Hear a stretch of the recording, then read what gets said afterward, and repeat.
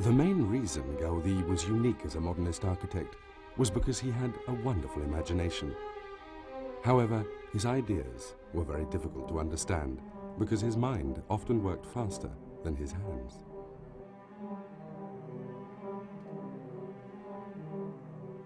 Gaudí, architect and craftsman. Anton Gaudí i Cornet was born in Reus in 1852. His father came from Riudoms and had a coppersmith's workshop in Reus. His mother was also the daughter of a coppersmith from the same town. Gaudí was brought up in the Baix Camp region, where El Mas de la Calderera, the family property, was located, surrounded by vineyards like many other areas in the region. Coppersmiths were very necessary in the region because they made the vats where wine would later be distilled.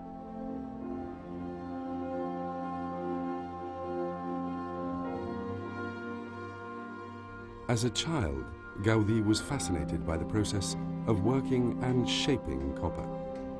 When he became a teenager, he himself worked there to learn the secrets of the trade.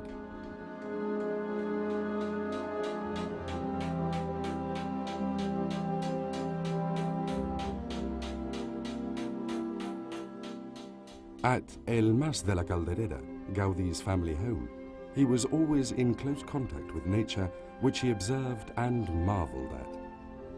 Maybe this was the reason why he admired and respected the natural environment all his life.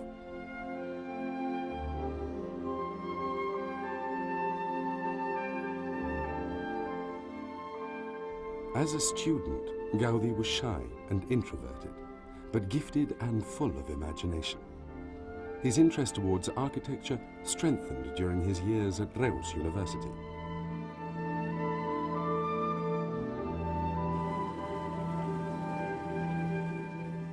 In order to study architecture, he moved to Barcelona in 1869. He first had to take some preparatory classes in 1873. While studying architecture, Gaudí collaborated with other architects. His first job was offered to him by Josep Fontserè, who was, at that time, working in Barcelona's Ciutadella Park, where Gaudí had the opportunity to design some parts.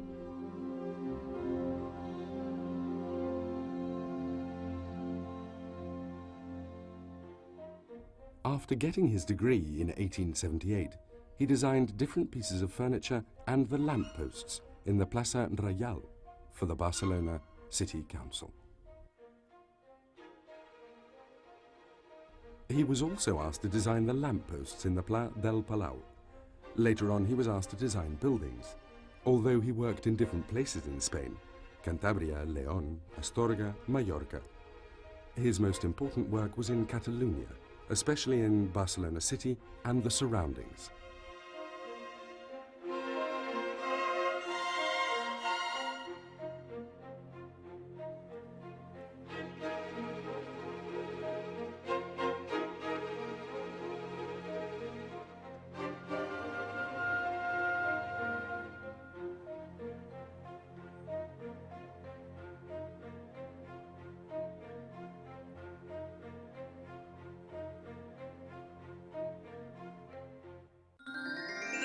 His working process. Gaudí liked to talk about his origins as a craftsman. His belonging to a family of coppersmiths reinforced his feeling of being specially gifted to work the volume, a very useful quality which was especially helpful in developing his work as an architect. This encouraged him to build frameworks. The use of these extra elements changed his studio into a workshop environment. When the Pedrera, also known as the Casa Milà, was being built, Gaudí ordered the plasterers to make a scale model of the house. This served to show the stonemasons how to soften the edges of the stone blocks and carve the curved effects onto the facade. Gaudí's commission to build a church in the Güell colony gave him the time and resources to be able to find solutions to the structural problems found in the Gothic style of architecture. He also had time to make scale models and see the results. His starting point was the catenary arch, that is, an arch which forms a chain supported by two extremes.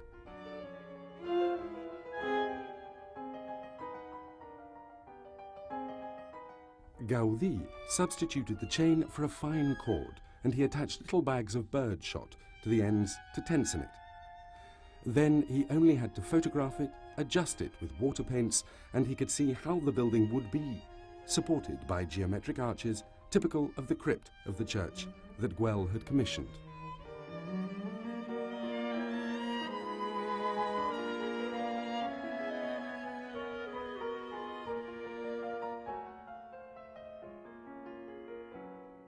In the workshop that he had inside La Sagrada Familia, Gaudí explained to the visitors why he was so interested in using ruled surfaces in his architecture. He used his own models to demonstrate.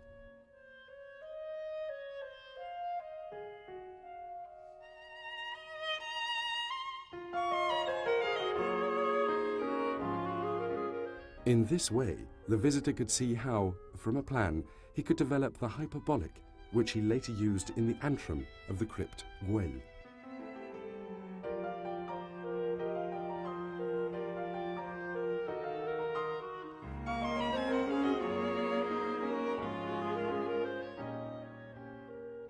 Or the central column of the coach house in the Güell Park.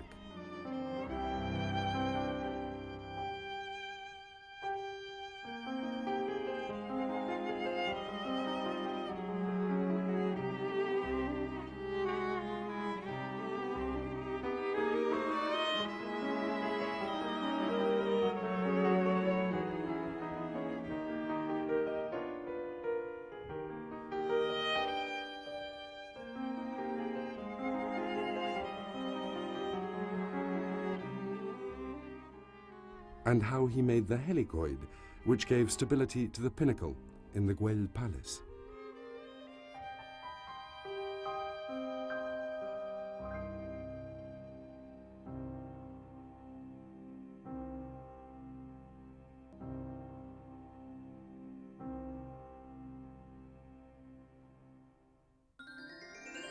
The presence of nature in his work.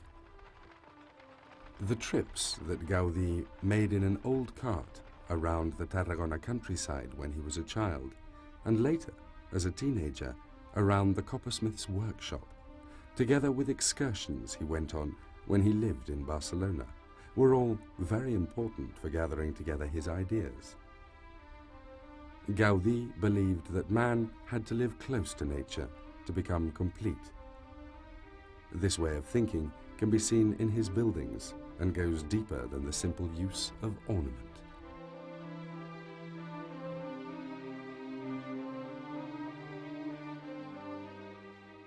His first commissioned family house, La Casa Vicens, is an example of this. Gaudí thought that the garden should complement the inside of the house. His work in the garden makes us think that this was a strategy to waterproof the walls and at the same time obtain a natural, fresh environment as in the house.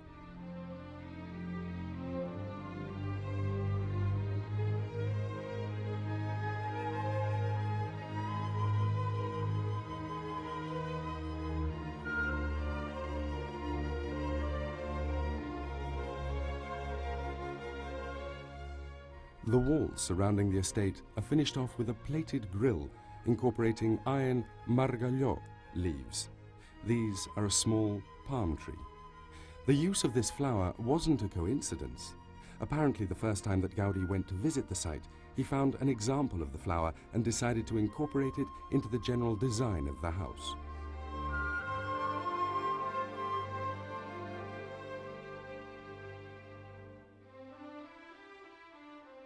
The Valencian tiles which were commissioned for this house have a design incorporating clavel de moro.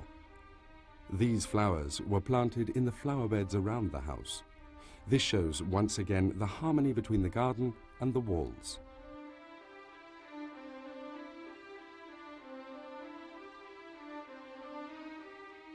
The research that he did in his workshop showed that the geometrical shapes he used in his designs were the same as those he found in nature, and thus he'd established a continuity between his work and nature.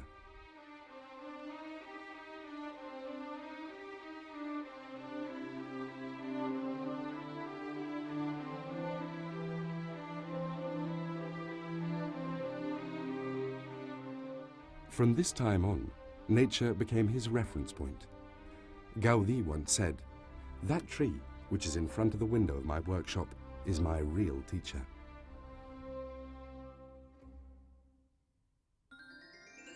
The workman. His knowledge of the different techniques learnt from his plasterers allowed him to solve many types of problems. On the Güell estate, he decided to make the stable walls of tapia, or dried mud, a technique that had been lost over the years in Barcelona.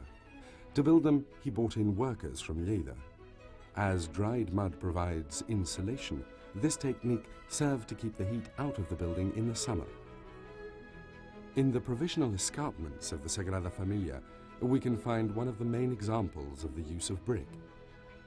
The shape of this building draws our attention to it. We are amazed that the walls are only 8 centimeters thick and can support the building. This is not due to a special technique, but to the all-over structure of the wall and the roof. The walls are not straight. The base they rise from is a curved line, whilst at the top they reach the roof and have straightened up. This means that the curved walls strengthen the main ones.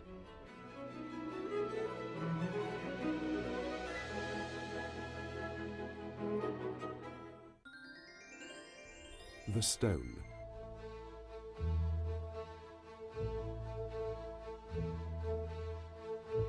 When Gaudí had gone walking around the coppersmiths, he had observed the dry stone walls that farmers had built to enclose their land.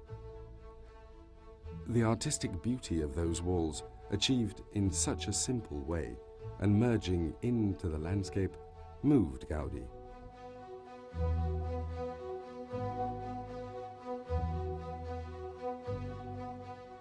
It was this same technique that he used for the walls, columns, and viaducts in the Güell Park.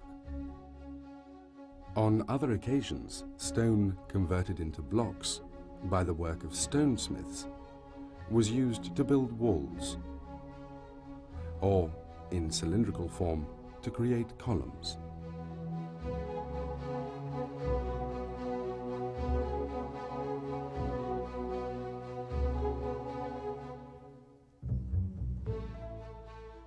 The natural shape of the columns found in the church in the Güell colony were from basalt, taken from the quarry at Castellfollit de la Roca.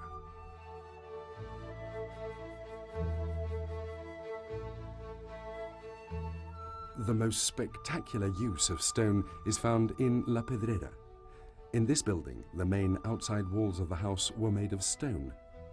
Once they were in place, the stonemasons carved them, so they seemed to be made of one continuous block. The process was slow and expensive, but the final building surprised the people of Barcelona. The Pedrera is still a talking point in the city and has all types of anecdotes connected to it.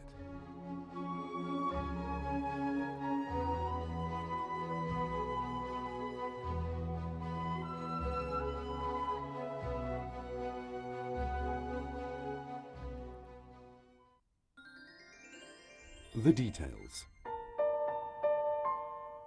In the Pedrera, on the first floor, we can see flat skies made of plaster of Paris. Gaudí worked in collaboration with the architect Josep Maria Jujol. The idea of these ceilings is a far cry from the conventional types and is in harmony with the rest of the softly curved building. The trencadís. To waterproof the concave and convex surfaces and obtain a colourful finish, Gaudí used pieces of broken glossy ceramic. This technique, known as trencadís in Catalan, was used continuously for exteriors.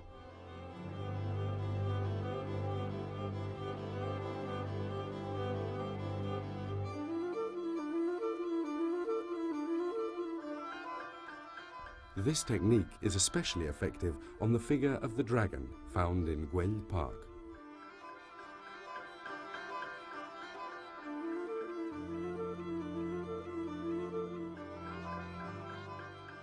and on the stone benches around the square. Prefabricated cement.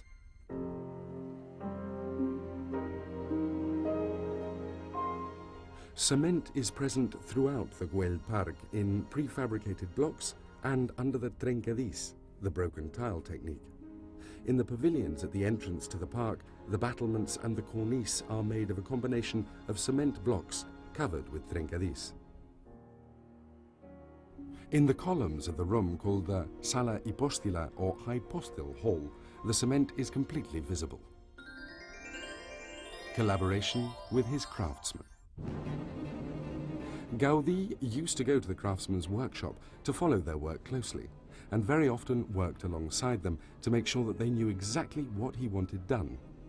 This shoulder-to-shoulder atmosphere was created between the craftsman and the architect and was very beneficial to both parties and gave a feeling of sharing the project.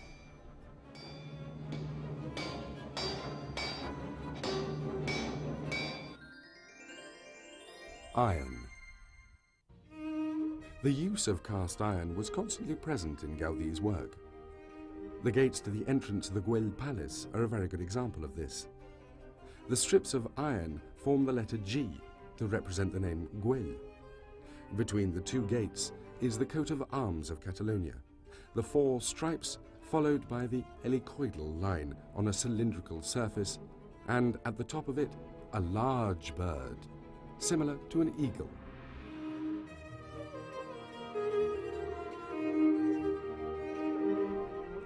On the Güell estate, we also find another example of ironwork. In this case, it is a great dragon.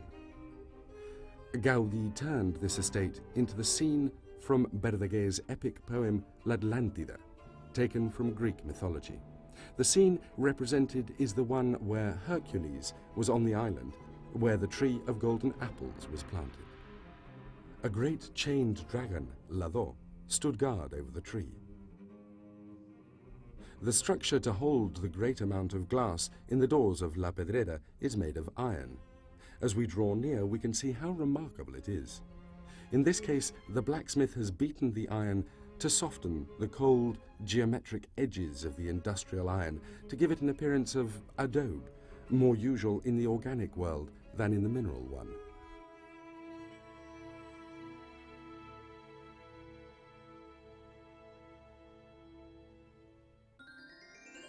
Wood. The characteristic elements of the carpenter's shop also drew Gaudí's attention to them, not only from the ornamental point of view, but also from the different ideas. In La Pedrera, for example, we can find windows with the hinges on the central part of the openings and not at the sides, as is usual.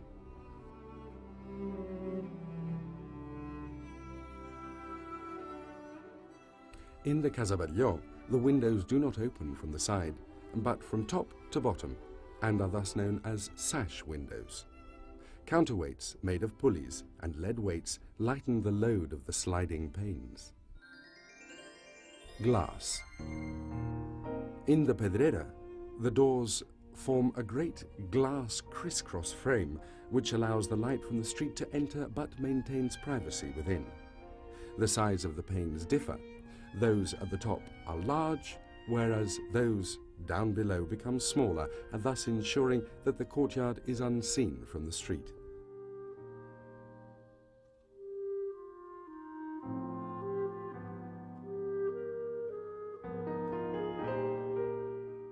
In the Casa Batlló, the glass in the large windows overlooking the great balcony are made of stained glass, which acts as a transition between the transparency of the glass and the colouring of the mosaic of the facade. At the doors to the main room of the house, there are panes of coloured glass which let the light in.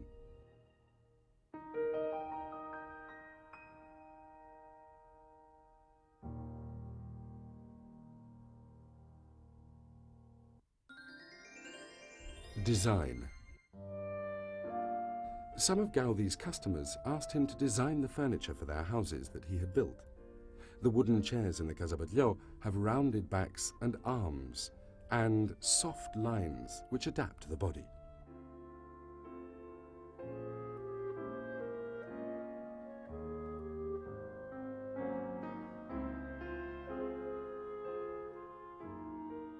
The furniture of La Pedrera is also of original design. Other details, apparently of little importance, also interested Gaudí. For example, in the case of the doorknobs of the lifts and apartments in the Pedrera, where we can find handles modelled directly from clay and forged in metal. Knobs which are adapted to the shape of the hand, which are ergonomic.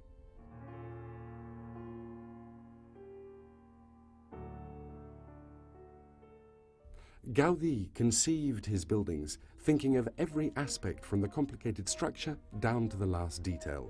Each commission was taken as unique, different to all the others, and which needed new planning ideas and new solutions to the problems that could arise. His creativity and the amount of resources that Gaudí had left him no possibility to repeat ideas.